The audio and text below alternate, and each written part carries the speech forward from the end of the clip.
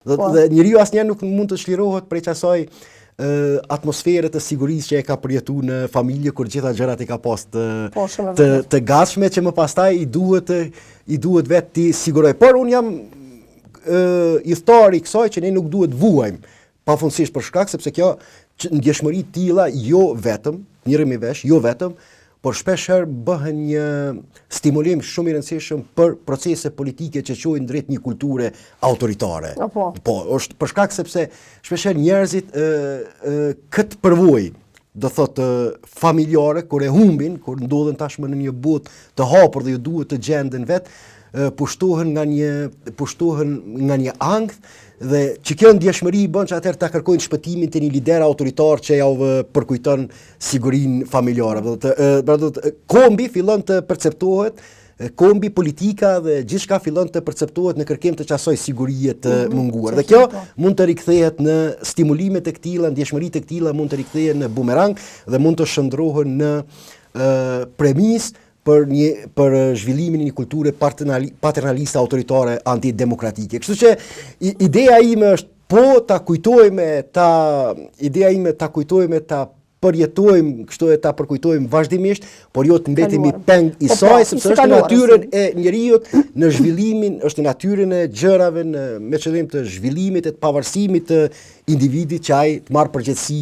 vetanake, pavarësisht ankthit që krijon, sepse liria është edhe përgjegjësi, edhe pasiguri, por ne duhet të jetojmë në këto tensione në mënyrë të vazhdueshme. Se ka the për babën që nuk jeton, çka të kujtohet diçka më shpesh ti baba si figurë? Rrëfimet, rrëfimet e tij, po ashtu edhe me të afërmit e tij, me kushtet e tjerë, rrëfimet kanë qenë interesante kur i kam ndëgjuar ato kanë lënë përshtypje mënyrën se si ata e perceptonin e kundronin botën. Do të kjo më ka metë dhe më mungon, do të thotë kjo natyra, po kupton e rrëfimeve që ka qenë shumë interesante dhe kështu një farë mënyrë mbase mund të them që këtë pasionin për rrëfime e kam trashëguar për kësaj.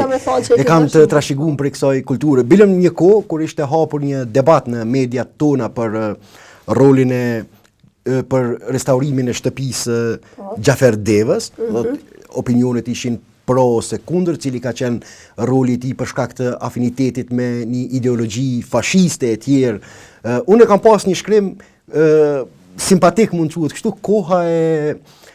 e italianit, siç i quhen ata, koha e italianit në sytë e prindit tim dhe të një kushëririt tjetër. Dhe më ka lënë përshtypje mënyra se si ata përshkruanin atë kohë, sepse të dy ishin të lindur para luftës së dytë botërore dhe i kishin njohur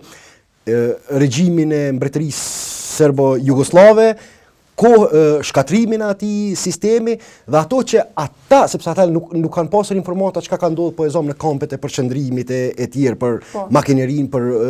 makinerinë brastare, për vrasjet industriale që i ka prodhuar Hitleri. Por veç ata që kishin përjetuar ndryshimin që ka ndodhur në jetën e tyre në atë kohë, prej vitit 1941 deri në vitin 1944 kur ka kollapsuar boshti i fuqive qendrore.